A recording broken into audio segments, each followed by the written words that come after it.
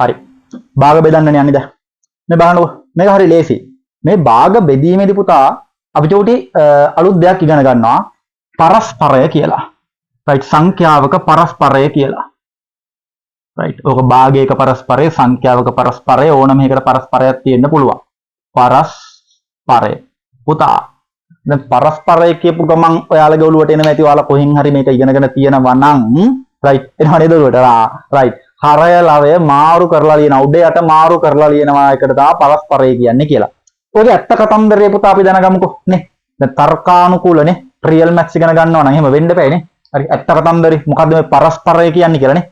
පොතේ පරස්පරය කියන එක කියන්න කලින් මං චූටි ප්‍රකාශ මේ කතන්දර ටිකක් ලියන්නකෝ බෝඩ් එකේ මේ බලන්න පුතා.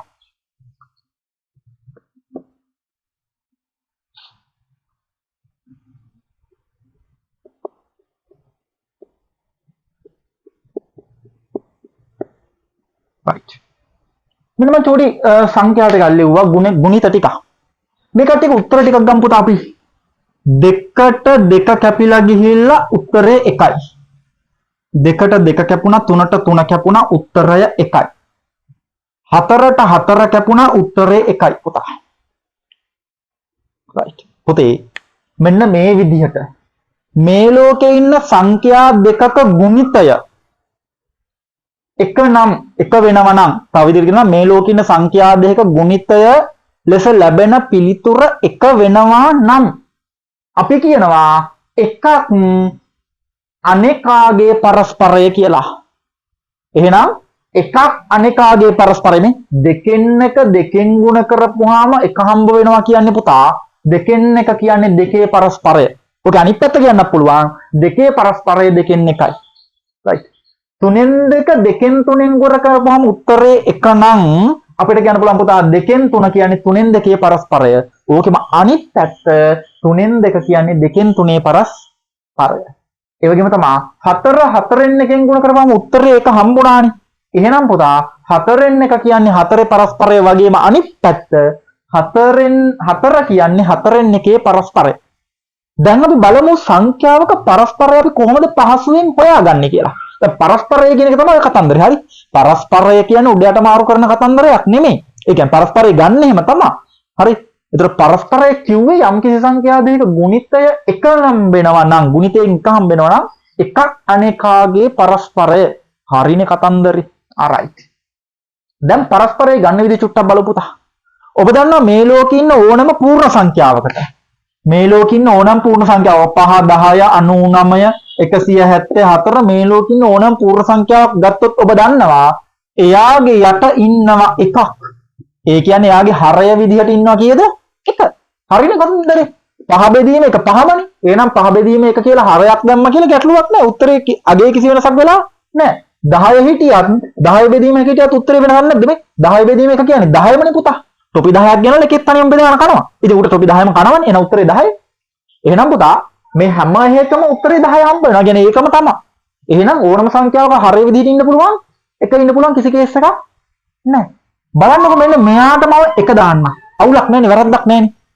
right. එයාගේ හරය විදිහට එක දාන්න පුළුවන් නේ. මේ බලන්න චූටි වැඩක් වෙලා තියෙනවා. මේ දෙකෙන් එක කියන භාගේ පරස්පරය මෙයානේ දෙකනේ. එයා කියන්නේ අපිට උත්තරේ එක හම්බ වුනේ. මේ බලන්නකො. ලවයේ හිටපු එක්කෙනා හරයට ගිහිල්ලා හරයේ හිටපු එක්කෙනා ලවයට ඇවිල්ලා. උඩේ කා යටට ගිහිල්ලා යටේ කා උඩට ඇවිල්ලා. මෙතන යටේ උඩේ කා යටේ කා උඩ. අපි දන්නවා මෙතනත් එක දාගන්න පුළුවන් නේ ඕන්න. බලන්නකො එතකොට මේ උඩේ කා යටට ගිහිල්ලා යටේ කා උඩට ගිහිල්ලා. අන්න ඒකයි අපි කිව්වේ සංඛ්‍යාවක පරස්පරය ලියනවා නම් ඒ ලියන්නකොට අපි ලියන්නේ මුලින් එකාගේ උඩ යට මාරු කරලා ලියනවා කිව්වේ අන්න ඔය කතන්දරේ හින්දා තමයි. ඒ උඩ යට ලියලා මාරු කරලා ලියන එකෙන් උනේ මොකද්ද? උගින් දෙන්නගේ ගුණිතය එක කියලා හම්බුණා. සංඛ්‍යා දෙකේ ගුණිතය එක වෙනවා නම් එකක් අනේකාගේ පරස්පරය නෙමෙයිද? එහෙනම් පුතා අපිට භාග බෙදීමේදී ඔය පරස්පරය කියන කතන්දරේ අනිවාර්යයෙන්ම ඕන වෙනවා. දැන් එන්න අපි භාග බෙදන්නයි යන්නේ. right. මම ගන්නම් චූටි ගානක්. පුතා මම මුලින්ම කතා කරන්නේ භාගයක් පූර්ණ සංඛ්‍යාවකින් බෙදීම. ඔයාලා ටියුට් එකේ කොට මාතෘකාව දාලා තියෙනවා භාගයක් පූර්ණ සංඛ්‍යාවකින් බෙදීම. හරිද? මේ බලන්නකෝ. මම පොඩි කතන්දරයක් එක ගන්නම්. right.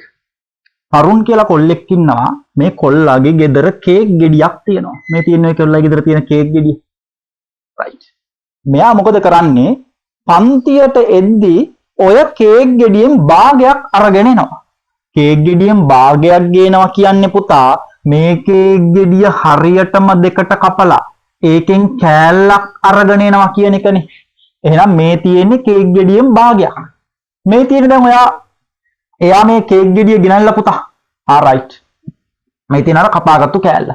ඊට පස්සේ මොකද කරන්නේ? මේ තරුන්ගේ යාළුවෙක් ඉන්නවා සිතුම් කියලා මේ පන්තියේ. තරුන් මේ ගෙනාපු කේක් ගෙඩිය පුතා.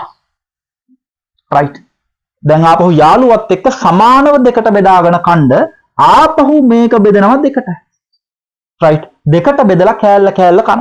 රයිට්. එතකොට පුතා මේ තියෙන්නේ එක්කෙනෙකුට හම්බ වෙච්ච කෑල්ලනේ. රයිට්. මේ සම්පූර්ණ කේක් ගෙඩියේ තිබුණේ දෙකෙන් එකක්. ඒකෙන් මම ආපහු දෙකෙන් එකක කෑල්ලක් අරගෙන තමා කෑවේ. රයිට්. ඒ තමා මේ කෑල්ල. ඒ කියන්නේ තවත් විදිහට කියනවා නම් මේකෙන් අපිට මෙන්න මේ හම්බ වෙන කෑල්ල ගැන ඔය කතා කරන්නේ. දැන් පුතා ඔය කේක් ගෙඩිය මුළු කේක් ගෙඩියම තිබ්බා නම් මේ ඉතුරු භාගෙත් මම මෙතනට ගාලා දානවා අර කපපු කෑල්ල. හරියට නිකන් මේ මුළු කේක් ගෙඩියම හතරට කපලා ඒකෙන් එක කෑල්ලක් යාළුවට දුන්නා වගේ වැඩක් නේද වෙලා තියෙන්නේ. අපි දන්නවා ටොපි 10ක් ගෙනල්ලා දෙකට බෙදාගත්තාම අපි කියන්නේ පුතේ එක්කිනෙකුට 5ක් හම්බ වෙනවනේ. කොහොමද අපි උත්තරේ ගත්තේ? 10 බෙදුවා දෙකෙන්. එතකොටනේ අපිට උත්තරේ 5ක් කියලා ආවේ. එහෙනම් දැන් මෙතන උනේ මම කේක් ගෙඩියකින් භාගයක් ගෙනල්ලා දෙකට බෙදුවා නේද? ඒකෙන් මට හම්බ වෙනව නේද? එකෙකුට හම්බ වෙන ගාන. මොකද අපිට යම් කිසි ප්‍රමාණයක් මල් ළඟ තිබිලා ඒක සමානව දෙකට බෙදපුවාම එකෙකුට හම්බ වෙන ගාන හොයන්න නම් මල් ළඟ තිබ්බ ගාන බෙදන්න දෙපයි දෙකෙන් එතකොට මට හම්බ වෙනවනේ එකෙකුට හම්බ වෙච්ච ගානනේ. දැන් එතකොට ඒකේ උත්තරේ වෙන්න ඕන කීයක්ද? මේ බලපුවාම අපිට එනවා අර මුළු කේක් ගෙඩියම තිබ්බා නම් මට හතරෙන් එකක් තමයි එකෙකුට හම්බ වෙලා තියෙන්නේ. එහෙනම් අපි දන්නවා දෙකෙන් එක දෙකෙන් බෙදපුවාම හතරෙන් එකයි උත්තරේ කියලා. දැන් මාර කේස් එක කියන්නේ කොහොමද මේ උත්තරේ ආවේ? ඒක තමයි බලන්න. right. පුතා ඔබ දන්නවනේ දැන් දෙකෙන් එක බෙදීම දෙක සමානයි හතරෙන් එකයි කියලා. චුට්ටක් මේක දිහා බලන්නකෝ. ඔය දැන් භාව ගුණ කිරීම ඉගෙනගෙන ඉන්නේ. දෙකෙන් එක ගුණ කිරීම දෙකෙන් එකේ උත්තරේ කීයද? එක් වරක් එක එකයි දෙවරක් දෙක හතරයි. අන්න පුතා දෙකෙන් එක බෙදීම දෙකේ උත්තරෙත් හතරෙන් එකයි. දෙකෙන් එක ගුණ කිරීම දෙකෙන් එකේ උත්තරෙත් හතරෙන් එකයි. එහෙනම් පුතා මේ බලන්නකෝ. මට කියන්න පුළුවන් නේද? එහෙනම් දෙකෙන් එක බෙදීම දෙක කියන එක වෙනුවට මට ලියන්න පුළුවන් කියලා දෙකෙන් එක ගුණ කිරීම දෙකෙන් එක කියලා. පැහැදිලිද? දෙකෙන් එක ගුණ කිරීම දෙකෙන් එක කියලා. ඇයි ඒකිනුත් උත්තරේ මට හතරෙන් එක එනවනේ. පැහැදිලිද? මේකිනුත් මට උත්තරේ මේ දෙකෙන් එක බෙදීම දෙක මේ උත්තරේ එනවනේ. දෙවරක් එක දෙකයි, දෙවරක් එක්වරක් එක එකයි, දෙවරක් දෙක හතරයි. එහෙනම් පුතා අපි මෙතන ඉගෙන ගන්නවා කතන්දරයක් නේ. පළවෙනියට ඉන්න එකේ කිසි වෙනසක් වෙලා නැහැ. භාගේ එහෙමම ඉන්නවා. මෙන්න මෙතන හිටපු පූර්ණ සංඛ්‍යාව භාගයක් වෙලා. ඒ වගේම මෙතන හිටපු බෙදීම මෙතෙන්ට එද්දි ගුණ කිරීමක් වෙලා.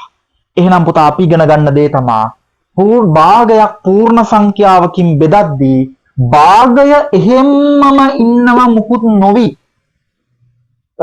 මෙන්න මේ බෙදීම ගුණ කිරීමක් වෙලා දෙවණියට ඉන්න පූර්ණ සංඛ්‍යාවේ පරස්පරය ගන්නවා. රයිට්. ඒ කියන්නේ ඔයාලගේ භාෂාවෙන් අපේ සාමාන්‍ය භාෂාවෙන් උඩ යට මාරු කරනවා. ඔබ දන්නවා මෙයාගේ යට ඉන්නේ 1. එහෙනම් ඒකව ගෙනලා දාගන්න උඩට. මේකගේ උඩ ඉන්නේ 2. ඒකව ගෙනලා දාගන්න යටට. එහෙනම් පුතා මට කියන්න පුළුවන් දෙකෙන් එක බෙදීම දෙක කියන්නේ දෙකෙන් එක ගුණ කිරීම දෙකෙන් එක. එහෙනම් පුතා භාගයක් පූර්ණ සංඛ්‍යාවකින් බෙදද්දී භාගය එහෙමම තියලා බෙදීම ගුණ කිරීම කරලා දෙවණි යටින් එකාගේ පරස්පරය ගන්න අරගෙන සුළු කරගන්න ඔබට අර භාගය බෙදපුවාම එන උත්තරේ ලස්සනට ගන්න පුළුවන්. එන්න අපි ටෙවුට් එකට යන් නෝට් එකේ අපි කම්ප්ලීට් කරගෙන යමු.